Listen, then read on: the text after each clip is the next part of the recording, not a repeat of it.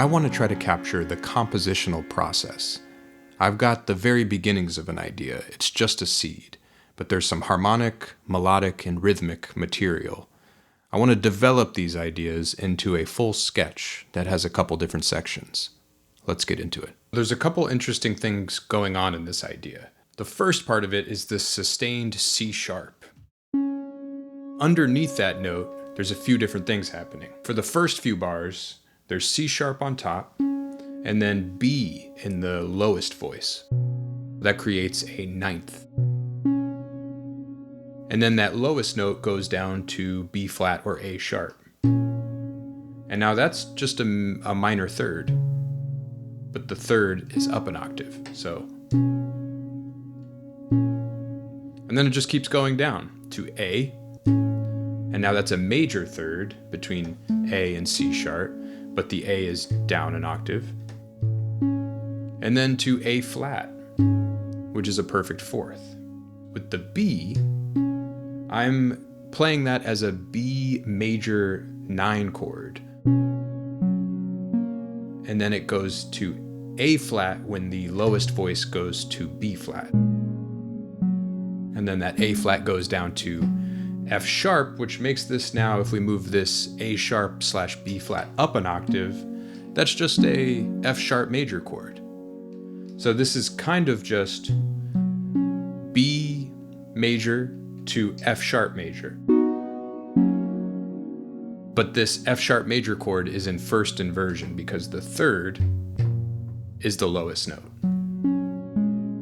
And then it's kind of an add 9 sound because it's the triad plus the second note, add 9 or add 2. The A goes down, and now this kind of world of notes here become a major 7. The G sharp is the major 7 of A, and the F sharp is the 6. So I have a similar thing going on here where it goes, so the 5th. So now this A flat becomes the root, and it's now a suspended 7 chord. We've got A flat 7, but the third, C, is up a semitone on the 4th. And it's spread out a little bit in this case. And now I'm going to go ahead and add the third with the 4th. So it doesn't really resolve. It maintains the suspension of that 4th.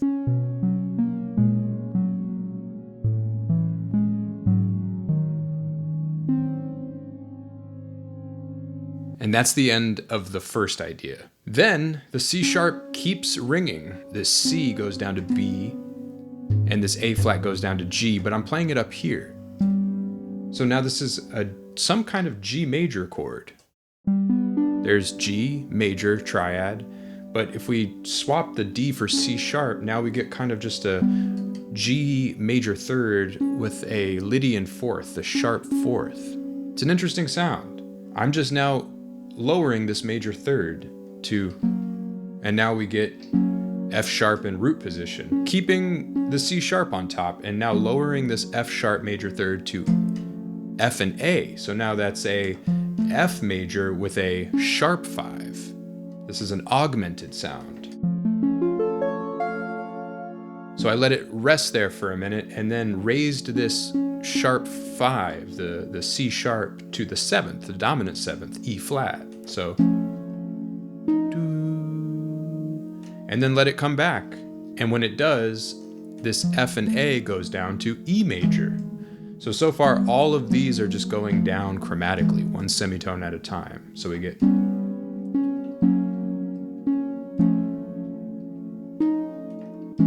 and then keep going to E flat, and that's a dominant 7th, to D, which makes this C sharp the major 7th. One more time to D flat, and now this C sharp is the root, D flat, C sharp / D flat, same tone, different name. Before I go there, I'm going to actually keep the G flat / F sharp from the D major. And now here's the big pivot, kind of the twist of the whole idea, is that this sounds like now it's arrived. But then, as these go down one more, to C, the C sharp finally moves. Remember, the C sharp has been gliding over the entire idea. Now it goes up to D, becoming the ninth of C major.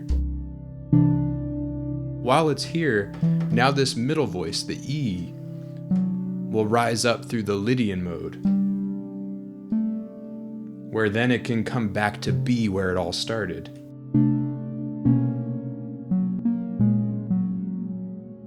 Now that we've established the initial map of what this idea might be, let's try to take another look at it from another perspective and create a B section. I like the idea of maybe going to fifths next. We're still in B major, but now it's playing over B major. We've got the major 7th and the sharp 11th, and then the 9th and the 13th, or the 6th. I like that. And then maybe we can continue that as it climbs up and move the bass note down. Let's try that. B major, and then B flat minor, and then A major,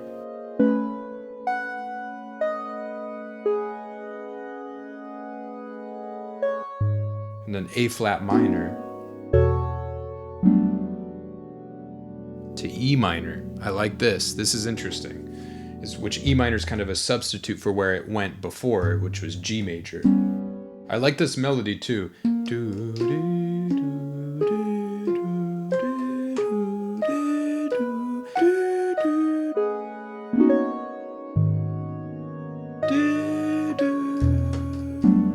And that's the same as what we had before. But now it's...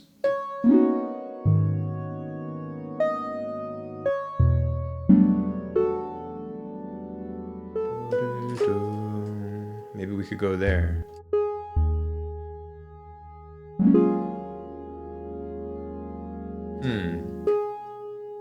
E flat minor.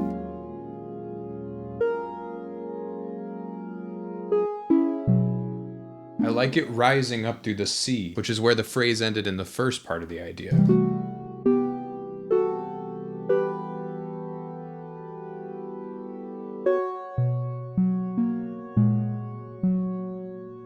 Maybe this could be just a short little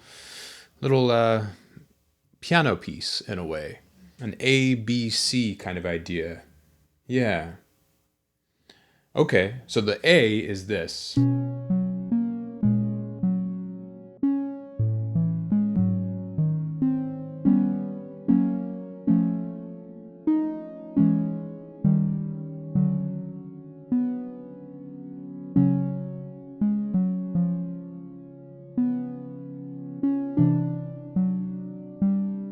And then the B section is this.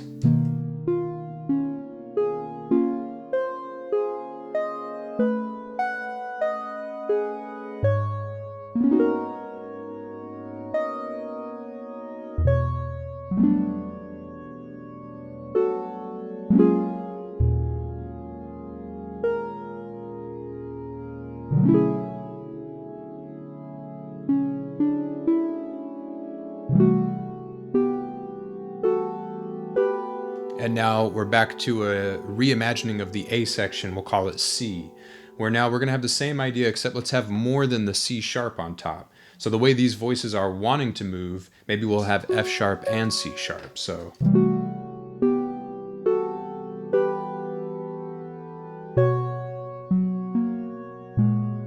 Works great.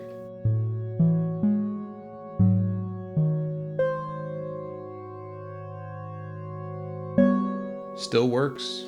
And now here's the first time we may have to make an adjustment, is over F. F sharp is what's conflicting.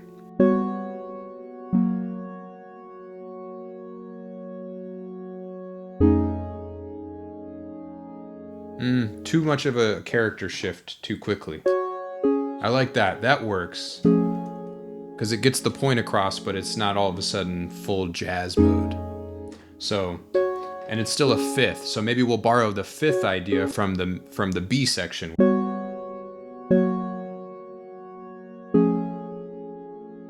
Then where? Maybe we go back.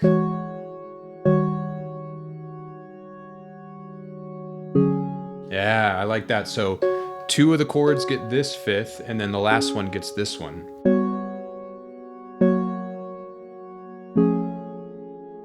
And then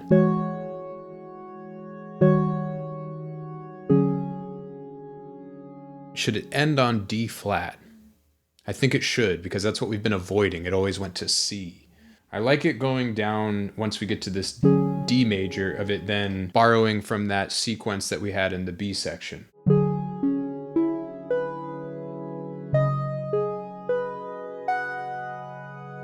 Or maybe, here's an idea, here's an interesting idea. What if it goes... And then as it continues, as it moves to this D flat suspended chord, instead of it being with D flat in the root, let's invert it here so we kind of get an F sharp in the root, which will allow us to then resolve to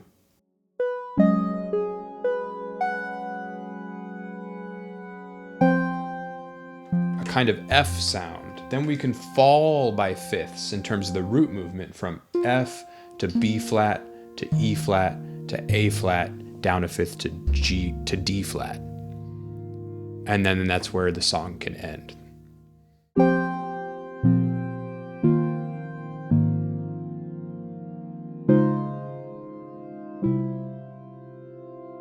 I really like how that resolves at the end from a D flat major 9 chord to a C major add 4. The triad with the 4 in there. Maybe we'll do that. I like that.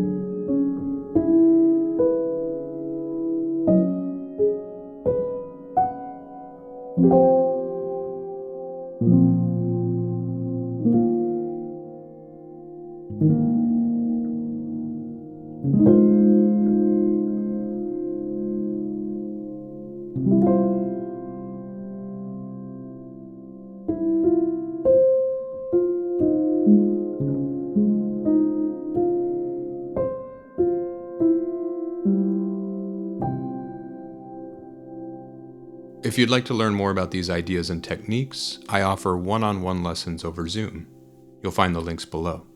And also, if you'd like to see the uncut video of this session and the other sessions featured on this channel, you can find that on my Patreon, where you'll also find project files, samples, Midi, and more. Thanks for watching, and I'll catch you next time.